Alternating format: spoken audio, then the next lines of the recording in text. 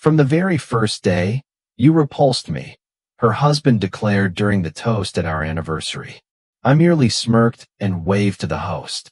A video appeared on the projector. He was stunned by what he saw. Before we continued, he was asked to write down which country he was watching the video from. Enjoy listening. In the eyes of society, Rachel and Jason were the perfect couple. He was a successful businessman, and she was an elegant and educated woman, always by his side, supporting his endeavors and shining at social events. Their home embodied wealth and impeccable taste. Their daughter, Lily, was intelligent and beautiful. From the outside, it seemed their life was wrapped in a golden package. But behind that facade lay a yawning emptiness, coldness, and alienation, soaked in the poison of emotional violence. Within the walls of their luxurious home unfolded an entirely different story, known only to Rachel and partially to Lily. Jason allowed himself much. Insults disguised as jokes, yet nonetheless painful, ignoring her opinions as if she were an unequal partner, merely a beautiful accessory. A double life, which Rachel had suspected for a long time but preferred to overlook, burying herself in routine and caring for their daughter. He would come home late, justifying his delay with an important meeting, while she knew another woman was waiting for him.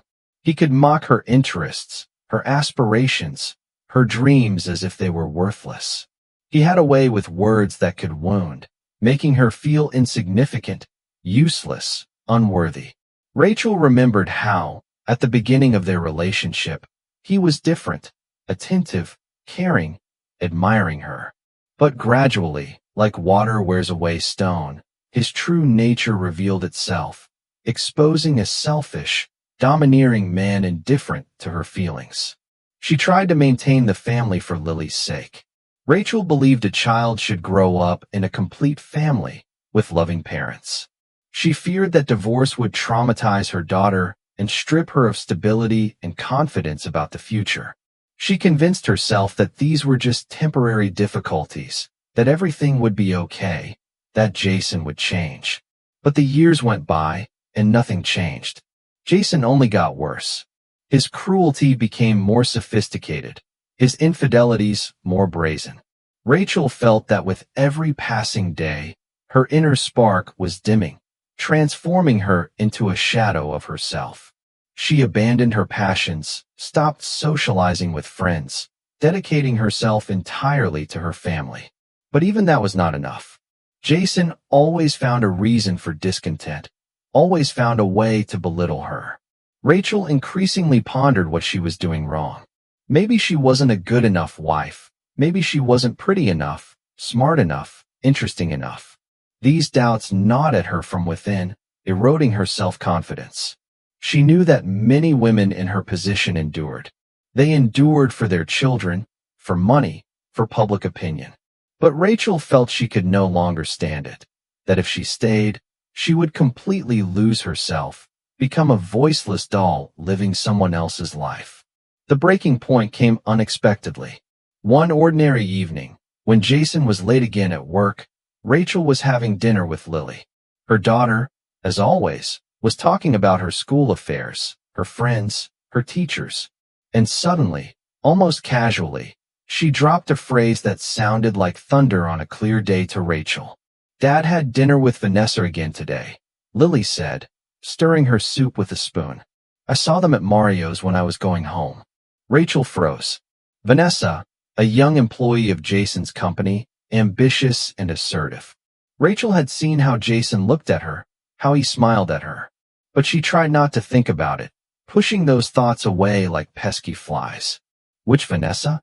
Rachel asked, trying to keep her tone steady.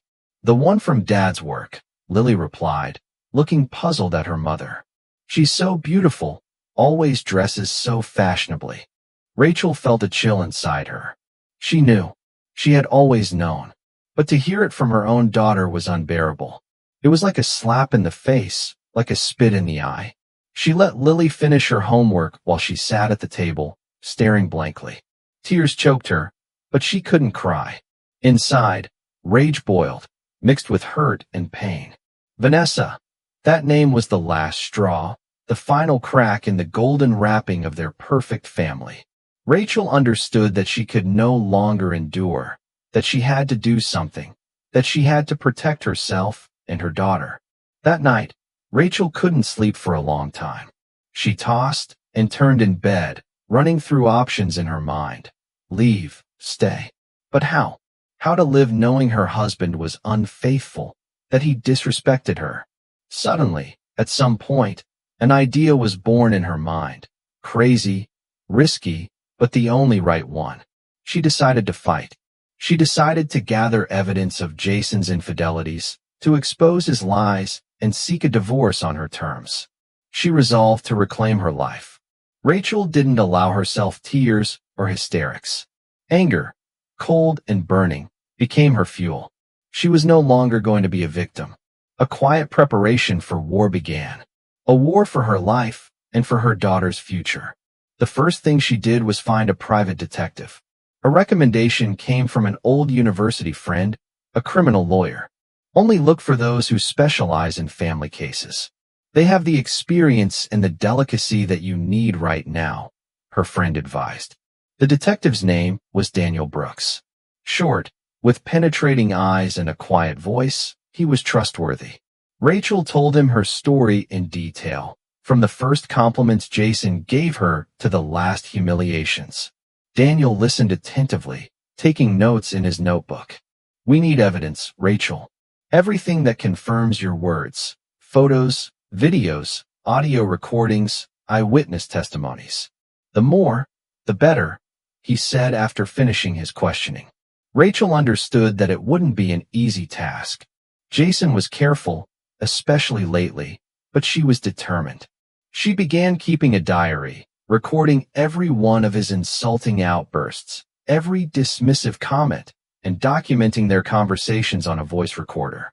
It was hard, mentally exhausting, but she knew it was necessary. Meanwhile, Daniel wasted no time.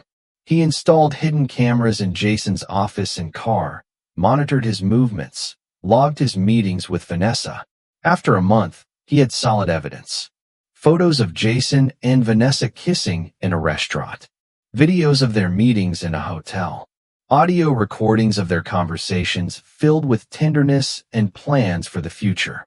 At the same time, Rachel met with a family law attorney. Diane Carter was recommended to her by the same university friend. Diane was a woman in her 50s with a short haircut and a businesslike look. She carefully reviewed the documents Rachel brought and asked a few clarifying questions. The situation is complicated, but not hopeless, Rachel. You have good chances for a successful divorce and property division. The main thing is to act correctly and consistently, she said, finishing her analysis of the documents. Diane explained Rachel's rights and obligations, talked about the divorce procedure, and how to achieve a fair division of property. She advised Rachel to open a bank account in her name and start transferring part of the family funds there. This is your financial cushion, Rachel. You'll need it when you decide to leave, the lawyer emphasized. Rachel followed her advice. She started transferring small amounts from the company account, which she formally managed together with Jason, into her new personal account. She did this cautiously, trying not to attract Jason's attention. It was risky, but she understood it was necessary for her freedom, for her daughter, for their future. The most difficult part was maintaining the appearance of a normal family life. Rachel continued to play the role of a loving and caring wife. She made Jason breakfast and dinners, showed interest in his affairs, pretended to believe every word he said. It was hypocrisy that made her nauseous. But she understood it was necessary so as not to raise suspicions. Lily suspected nothing. She still loved both parents and dreamed of a happy and united family. Rachel tried to shield her from her worries, not to show her pain and hurt. She played with her, read her fairy tales, and helped her with homework. Lily was her light in this dark tunnel, her reason to endure, her main motivation. Time went by, and the months dragged painfully slowly. Rachel continued to gather evidence, consult with her lawyer, and transfer money to her account. She was living a double life, playing the role of a happy wife during the day and preparing for war at night. One evening, during dinner, Jason suddenly said, "You know, Anya, I was thinking, maybe we should celebrate the 10-year anniversary of our wedding. Throw a big banquet. Invite friends and partners. What do you think?" Rachel felt a chill. She sensed adrenaline rush through her veins. This was it. The perfect moment. There could not have been a better opportunity. Jason had unwittingly pushed her to take action. "Excellent idea, Jason," she replied, striving to make her voice sound as natural as possible. "I would gladly take care of the organization." Inside, she was elated. Fire surged through her. Finally, everything would soon be over. Soon, she would be free. She began preparing for the banquet, booking the most expensive restaurant, inviting performers, creating the guest list. Jason was pleased. He believed everything was going according to his plan. He had no idea that this banquet would be his downfall. For a year, Rachel had planned her departure meticulously. She found a job in another city, far from Jason and his influence. She arranged for Lily to transfer to a new school. She prepared all the necessary documents for divorce and property division. She knew Jason would not give up without a fight.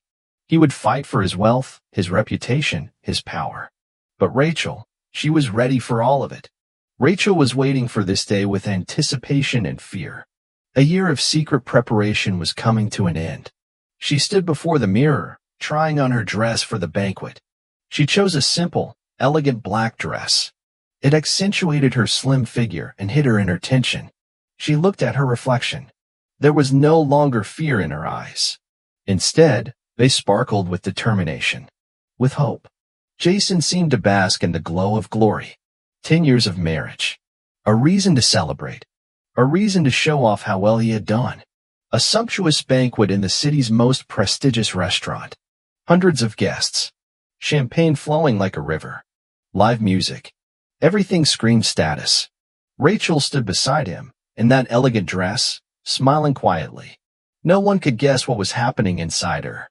No one could imagine what she felt, standing next to the man who had poisoned her life for so long. The evening went on. Guests congratulated the couple, made toasts, admired their perfect family. Lily was surrounded by attention and general merriment. Rachel tried to act naturally, without betraying the slightest sign of her excitement. She could feel Jason's gaze on her, scrutinizing, smug, self-satisfied. He was confident. In himself. In his power over her. He still didn't know that power was about to crumble. Finally, the moment she had been waiting for arrived. Jason took the microphone to deliver the toast. He surveyed the room, lingered his gaze on Rachel, and a cold smirk flickered in his eyes. "Dear friends, colleagues, family," he began in his velvety voice. "Today is a special day. 10 years ago, I made one of the most interesting decisions of my life. I got married." Laughter rolled through the hall. Rachel continued to smile, but inside, everything had turned cold. She knew it was about to begin. "You know," Jason continued, "they say that marriage is a union of two loving hearts. But from my experience, it's more of a union of two wallets, or, in my case, a union of my wallet and a pretty wrapping." He looked at Rachel again. His eyes held contempt. "Rachel has always been the decoration of my life. Quiet. Submissive. Always ready to support me. But honestly, friends," he said, lowering his voice as if sharing a secret, "she disgusted me from the very first day. Her naivety, her simplicity, her lack of ambition.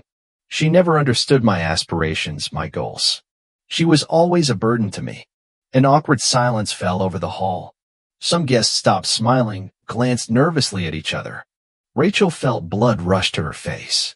She knew Jason was capable of cruelty, but to humiliate her publicly like that went too far. Yet she didn't break. She didn't let him see her pain. She didn't flinch. She smiled calmly, confidently, and in that moment, something ignited inside her. All her doubts, her fears, every trace of weakness vanished. Jason kept speaking, spilling venom, basking in his own ego. He spoke of her failures, her insecurities, how he had endured her for 10 years. He didn't realize how the crowd was shifting. Didn't notice the eyes narrowing, the expressions hardening. People were no longer impressed. They were disgusted. When Jason finally finished his speech, a dead silence swallowed the hall. The air was thick. Everyone waited, anticipating rage, tears, a breakdown. But instead, Rachel calmly took a glass of champagne, took a slow sip, and smiled. Her smile was cool, composed, and just a little mysterious. "Thank you, Jason," she said, her voice clear and firm, "for such an honest speech. I think our guests would be interested to know a bit more about you." She turned her head slightly and nodded at the host standing nearby. The host blinked, uncertain. Rachel nodded again, this time slower, more deliberate. The host raised his hand, and then the lights went out. A hush rippled through the room. The projector hummed to life. At first, a dark screen, then faces, familiar faces. Jason, in Vanessa's arms, in his office, kissing, laughing, whispering. Then came more. Jason yelling. Jason humiliating Rachel. Jason wasting money in clubs. Jason bragging about his mistresses. The silence in the hall was deafening. No one moved. It felt like time stopped. The video lasted only minutes, but it felt like an eternity.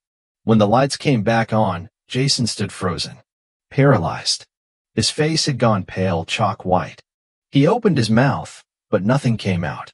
Vanessa, who had been standing near the wall, slipped quietly toward the exit, trying to disappear. Rachel turned to Jason. Calm. Still. "I think that's enough," she said. "I'm filing for divorce. And I'm taking Lily with me." She turned to the room. "I apologize for this spectacle, but I believe you deserve the truth." Then, without raising her voice, without rushing, she reached for her daughter's hand, and they walked toward the exit. Rachel didn't look back. The silence behind her began to shift, first whispers, then stunned murmurs, then applause. People weren't clapping for the drama. They were clapping for her courage, for her grace. Lily gripped her mother's hand tightly. "Mom, what's happening?" she asked quietly. Rachel looked down at her and smiled. "Everything is fine, dear," she said gently.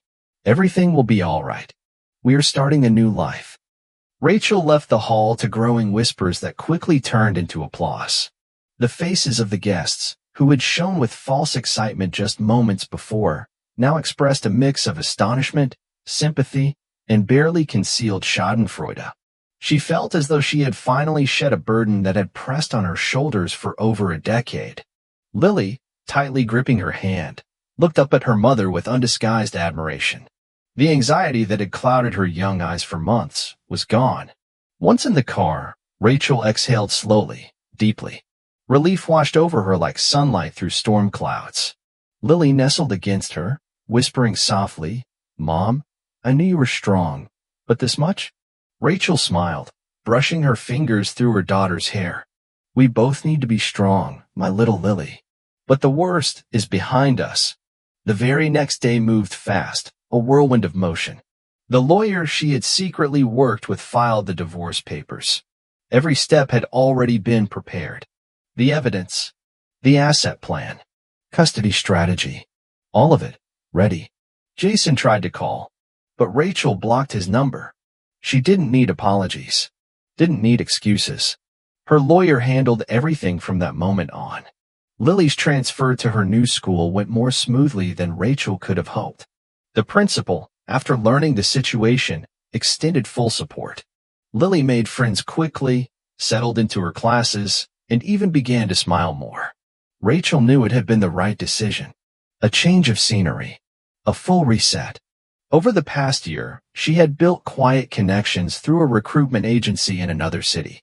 Her skills were in demand. And the moment the offer came, she accepted without hesitation. This wasn't just an escape. It was a beginning. Rachel rented a warm, quiet apartment in a peaceful neighborhood, just a short walk from a tree-lined park. Lily was enchanted by the city's charm, the architecture, the museums, the open space. They strolled along the waterfront, went to galleries, attended weekend theater. Rachel made up for lost time, pouring her attention into Lily's joy. Meanwhile, Jason's life collapsed. The scandal destroyed his image. Business partners distanced themselves. His reputation, his investments, his company deteriorated. His shares crashed. His wealth dissolved. Vanessa, whose world had also unraveled, reached out to him. But Jason ignored her, blamed her, even though deep down he knew he had done this to himself. Friends disappeared. Clients vanished. His once loyal team avoided his calls. He was alone, with nothing. The mansion that once defined his success now felt cavernous, cold, empty. He turned to alcohol, trying to numb the silence. But it only made things worse. One night, sitting alone in his dimly lit office, Jason scrolled through old photos of Lily. Her smile, her drawings, her eyes. Tears filled his own. That was what he had truly lost. His daughter, her trust, her love. But it was too late. He had destroyed everything. With his own hands. Rachel, meanwhile, was thriving. She immersed herself in new work, challenging, fulfilling, and truly hers. She found herself again in ideas, in leadership, in quiet laughter with her new colleagues. She was no longer surviving. She was living. And Lily bloomed. Confident. Creative. She discovered a love for painting and joined a local art studio. Rachel watched her daughter shine and felt pride rise quietly in her chest. This was the life she had fought for. One evening, while sitting quietly in the kitchen over a cup of tea, Rachel and Lily talked about the future. "Mom, will you ever marry again?" Lily asked with genuine curiosity. Rachel thought for a moment, her eyes reflecting the warm glow of the kitchen light. "I don't know, Lily," she said softly. "Right now, what matters most is you and my work. But if someday I meet someone who truly loves both of us, then why not?" Lily hugged her tightly. "I just want you to be happy, Mom. You deserve it." Rachel smiled, holding her daughter close. "I'm already happy, Lily. I have you, and that's enough. Everything else will come when the time is right." Ahead of them lay a life unwritten, a new chapter filled with hope, quiet strength, and second chances. Rachel knew there would still be hurdles to overcome, shadows from the past that might return in fleeting moments. But she was ready. She had become stronger, wiser. She had rebuilt her self-worth and reclaimed the independence she once feared she'd lost forever. Jason, from time to time, tried to reach out to Lily through mutual contacts, through emotional manipulation, but Rachel remained vigilant. She protected her daughter fiercely. She knew Lily deserved a father, but not the kind Jason had ever been. One day, Lily looked up from her sketchbook and asked, "Mom, will you ever forgive Dad?" Rachel hesitated, letting the silence linger. "I don't know, Lily," she replied. "To forgive is to let go, and maybe one day I will. But right now, our future matters more than the past."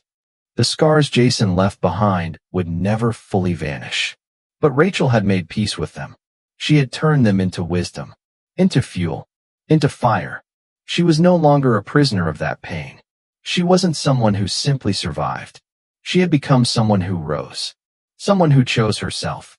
And if this story touched you, if, even for a moment, you saw a piece of yourself, your mother, your sister, or a friend silently enduring behind closed doors, don't keep it to yourself. Tap like if you believe every person deserves love and respect. Leave a comment if you've lived through something similar, or if you want to send strength to those still finding their way out of silence. And most of all, share this video with your loved ones, with your friends, with your family, because sometimes a story told at the right moment can awaken an entire life. Be the one who starts that awakening.